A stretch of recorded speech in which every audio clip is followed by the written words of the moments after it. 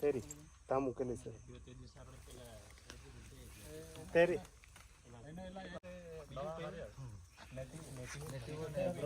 તે box photo પાડ લે ખાસ જરૂરી है કારણ કે એ છે ને ગાય બેક આવે એટલે આખો છોડવા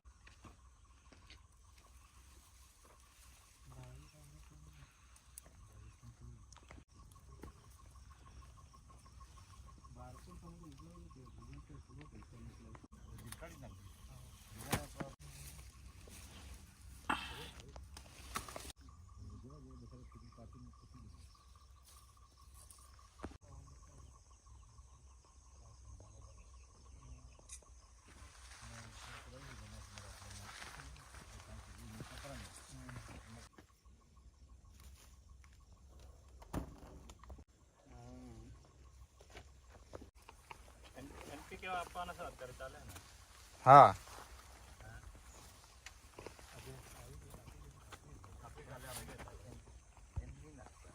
એમ લખવાનું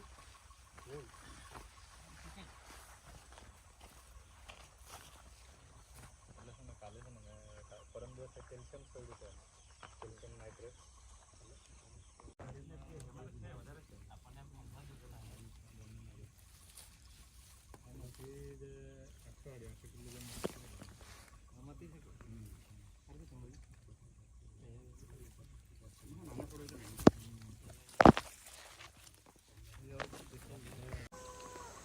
નમસ્કાર ખેડૂત મિત્રો, આજે આપણે એક ખેડૂત મિત્રનો ઇન્ટરવ્યૂ લેવા માટે આવ્યા છે અને એમના ખેતરમાં છીએ.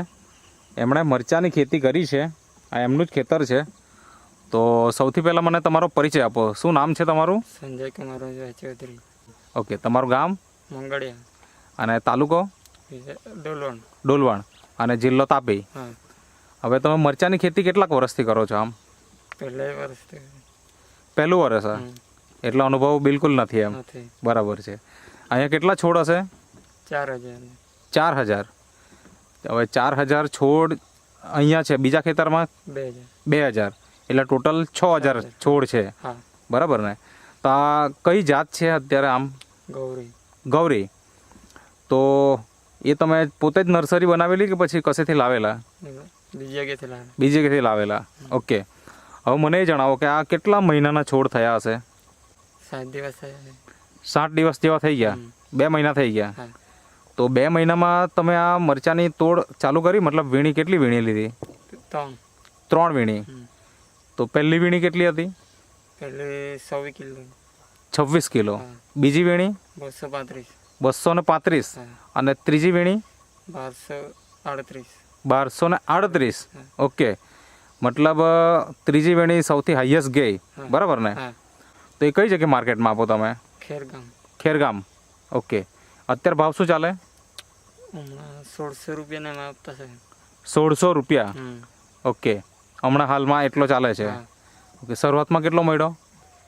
શરૂઆતમાં 1200-1300 રૂપિયા હતા. અચ્છા, એટલે અત્યારે વધ્યો છે એમ? ઓકે, તો અત્યારે 2 મહિના થઈ ગયા છે, 3 વીણી થઈ ગઈ છે અને આટલું સારું ઉત્પાદન છે. અને ખેતી તો તમારી, મતલબ આપણે ખેતર જોયું છે તો એકદમ જોરદાર અને યુનિક છે. બરાબર ને? તો કઈ વસ્તુ તમે વાપરી એમાં શરૂઆતથી અને કોણે સલાહ આપી એ થોડીક માહિતી આપો. તમને કોણે માહિતી આપી અહીંયા? ધનસુખભાઈ. તો અહીંયા ઊભા છે આપણા ધનસુખભાઈ. તો ધનસુખભાઈ, એમને તમે કઈ કઈ પ્રોડક્ટ વપરાવી પહેલાં તો એ જણાવો.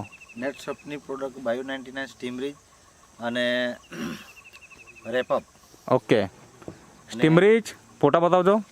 અચ્છા, આ જે અહીંયા પ્રોડક્ટ બતાવેલી છે, આ જે સ્ટીમરીજ છે, બાયો 99 છે અને સેજ છે, આ રેપઅપ છે. આ વસ્તુ એમણે વાપરી. બરાબર. તો જમીનમાં કેટલી વખત આપી તમે? 8 વખત છંટકાવ કરી દીધો એમ? અને જમીનમાં કેટલી વખત આપી? 2 વખત. ઓકે, તો એનાથી ઉત્પાદનમાં ફાયદો મળ્યો તમને. બરાબર ને? હવે મને એ જણાવો કે આજુબાજુના ખેડૂતનું કેવું છે? તમારા કરતાં સારા છે કે નબળા છે કે કેવું છે એમ? તે લોકોના છોડ વધારે છે, માલ ઓછો છે. છોડ છે વધારે રોપેલા પણ માલ ઓછો છે. કેટલાક છોડને કેટલું ઉત્પાદન નીકળે એ લોકોનું? મારો ભાઈ બાજુમાં 8000 છોડ રોપેલા છે. હા, એ 1400 કિલો જેવું કાઢ્યું. અચ્છા, 8,000 છોડ હા અને 1400 કિલો કાઢ્યા હા અને તમારે અહીંયા ખાલી 1238 1238 તમારું ઉત્પાદન નીકળ્યું કિલો, પણ છોડ છે આપણે કેટલા 6,000 ખાલી 6000 હા બરાબર છે. તો ખૂબ સરસ ઉત્પાદન છે. ધનસુખભાઈ, હા તમે શરૂઆતથી અમને ટ્રીટમેન્ટ આપી, હા તો કેવી રીતના ટ્રીટમેન્ટ અપાવતા થોડીક વાત કરો. શરૂઆતમાં એ જ્યારે મરચાં રોપવાના હમ. તો તેના પહેલાં ગાઈડલાઈન મારફતથી લીધી કે કઈ રીતના રોપવાના. તો એ લોકોને મરચાં રોપવા પહેલાં સ્ટીમરીજમાં બોળીને એક છોડને રોપવાની પદ્ધતિ બતાવી ગયા. ત્યાર પછી સ્ટીમરીજ અને બાયો 99નું ડ્રિન્ચિંગ કરાવ્યું છે અને અત્યારે NPK આપવાનું ચાલુ છે. અચ્છા, હા તો તમે મતલબ એને સંપૂર્ણ માર્ગદર્શન આપ્યું સંપૂર્ણ માર્ગદર્શન. ક્યારે શું કરવાનું એ, હા તો એના હિસાબે આ છોડ અત્યારે તંદુરસ્ત દેખાય છે અને લાગ પણ સારામાં સારો અત્યારે ચાલુ છે. છે. બરાબર ને?